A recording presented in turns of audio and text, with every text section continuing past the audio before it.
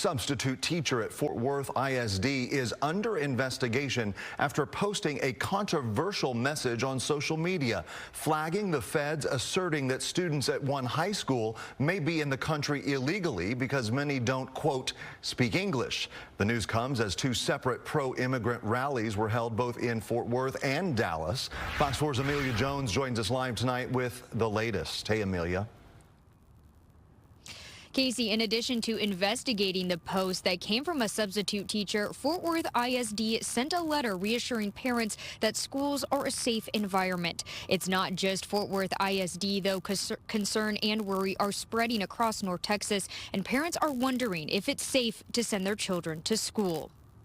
Undocumented families across the country are feeling fear and worry after the Trump administration announced it would allow agencies to make immigration arrests at schools, churches, and hospitals, ending a policy that had been in place since 2011. I think children are worried. I think their parents are very worried. I think people wonder what is the next thing. Bob Sanborn is the president and CEO of the nonprofit organization Children at Risk. He says regardless of immigration status, children's education is protected by law. The Supreme Court has said that every child has an opportunity for an education, whether they're documented or undocumented. They have the ability to go to school in the United States. This weekend, Fort Worth ISD says a substitute teacher commented on an X post calling for ICE to raid Northside High School.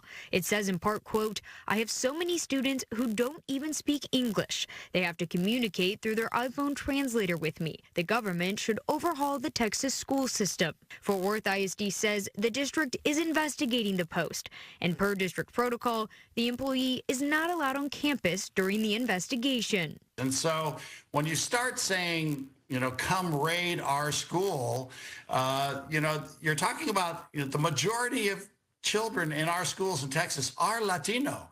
And so you just can't make assumptions. In a letter to parents and staff, Fort Worth ISD Interim Superintendent Karen Molinar tried to ease concerns by sharing that the district does not ask students or families about immigration status, and student privacy is protected by law. A protest in Fort Worth on Sunday called for the protection of children in North Texas schools.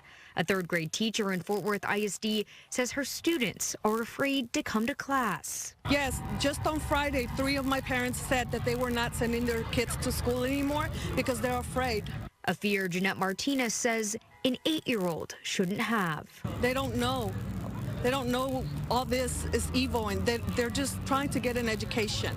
Children should not be afraid.